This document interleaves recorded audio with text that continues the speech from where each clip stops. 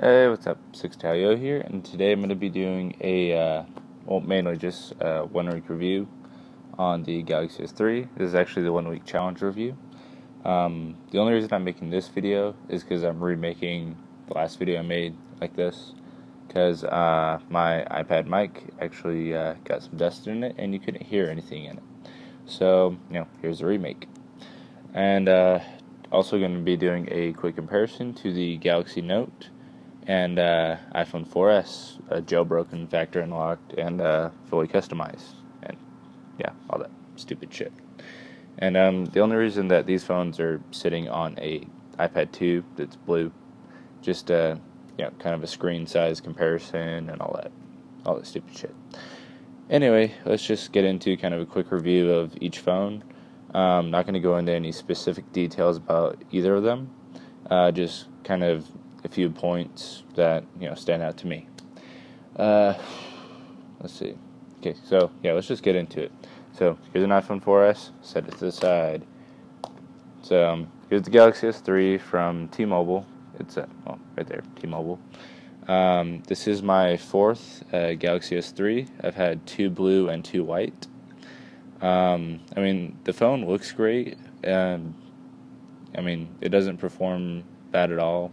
Camera's great, recording's great, screen size, it's awesome. Everything about that is awesome. Things I don't like mainly is the build quality overall, and the OS format, like just the standard OS that's on it, which is just, obviously Galaxy Android, because it is a Galaxy phone. I just don't like how cheap it looks. Like, the whole layout, everything just feels cheap, looks cheap, everything about it. That's just my personal first impression. Just my first impression about it. The build quality is extremely low on this phone, as are all Galaxy Samsung phones, or just Samsung devices in general. It's a plastic phone. It just feels like a cheap kid's toy when I hold it. And that's just me. I don't know if you have the same opinion, but it's just too light, just too cheap feeling, too plasticky. It really does just feel like a cheap toy to me. The screen, it looks great, Super AMOLED LED display, but it is just a 3-piece phone. If I were to take this phone apart, you'd have, obviously your back and your battery. Take those out. Take the back housing off. You got your motherboard, which is just one solid piece, and your LCD digitizer frame assembly. So those are 3 pieces right there. Other than that, the phone's great. It's fast. Does everything I need it to. Everything I want it to is completely another story. I'm not going to go into specific details about that until about a week later when I'm done using this thing. And so we'll get to that later. Galaxy Note. This is my 5th Galaxy Note I've had. It's pretty much just the same thing as the Galaxy S3. Stock, I believe this one gets ICS now, finally, but I'm not 100% sure. I haven't checked into that a whole lot. Right now it's just running 2.3.6 gingerbread, which is really stupid and even worse than the Galaxy S3 format. What I'd really like to see is a screen this size, or a phone similar to the S3, but with HTC Sense.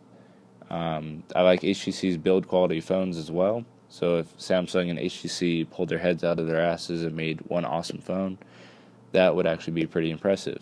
But as of now, I like HTC with HTC Sense a lot better. Build quality, Android format with HTC Sense 4.0 makes a great phone. Galaxy Note. The Galaxy Note's a great phone. It's dual compatible with 4G HSPA and 4G HSPA LTE speeds. LTE is only available on AT&T since, and T-Mobile just gets 4G HSPA only when rooted. This one is not rooted. It is factory unlocked. I've used this one for maybe the past 3-4 days that I've had this phone right here. I've used this phone enough just to know that, yeah, it's cool, it's the world's biggest phone, but it's just stupid and not realistic. Well, or practical to own. And comparing to the iPad 2, I mean, yeah, you could just see it's an amazing, huge-ass AMOLED super display. Compared to the iPhone 4S, I mean, screen eats up the iPhone.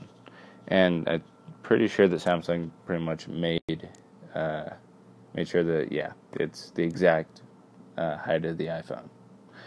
I mean, those of you who like huge screen sizes, and yes, I have it connected to the charger because the battery life sucks on this.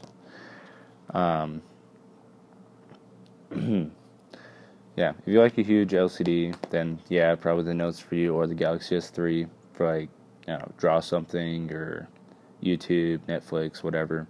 If you like watching movies, get this one.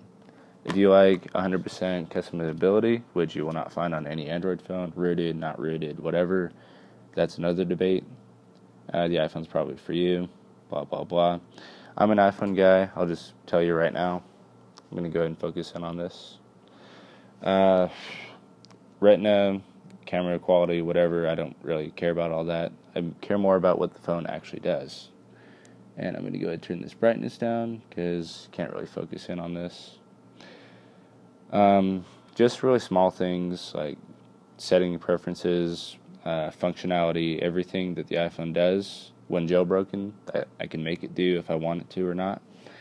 I just like having the availability to do 100% customization, as well as those of you who like using Pandora, this is probably not for you. It's called Pandora Downloader. It's one thing Android cannot do, and I don't know why some developer hasn't made it yet, but it's called Pandora Downloader. Whatever's playing, download it. If you don't like the song it's playing, skip. If you don't like that song, skip. Unlimited skips. It's awesome. If you don't use Pandora, you don't like Pandora, you also have Music Box. Search any song you want and download it. Plain and simple. That's really all it does. Let's see. Yeah. So that song I downloaded, and yeah, I can listen to it whenever I want.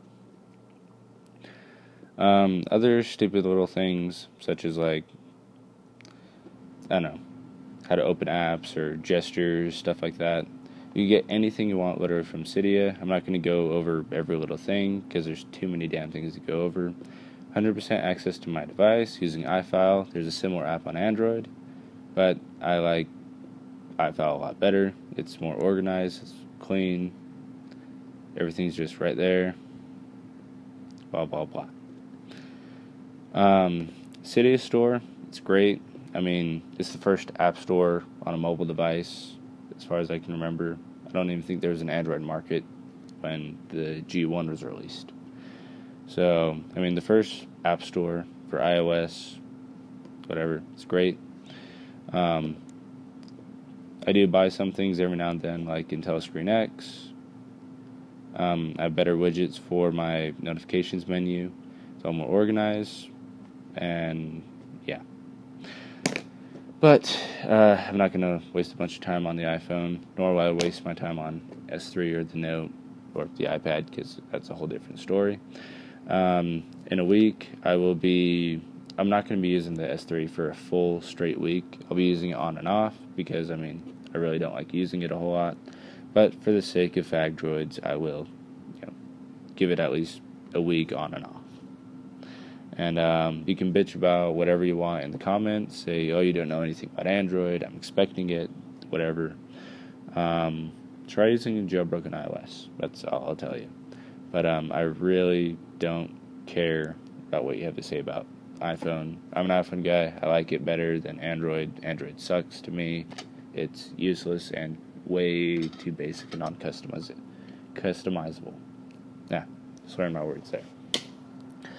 Anyway, also, don't put stupid comments like, I don't know, some guy put, iOS is just a bootleg of Samsung, blah, blah, blah. Just so you guys know, Samsung lost over $1 billion in court because it copies the iPhone too much, and there's proof of Samsung actually making documents saying this is what we need to do to make, our phone's more like the iPhone.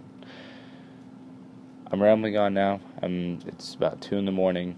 I'm going to end this video. Comment, rate, subscribe. Follow me on Twitter, @6talio. Fagdroids, do what you do. Bitch all you want. And worship Samsung all the fuck you want. I'm going to end this. Okay, see ya.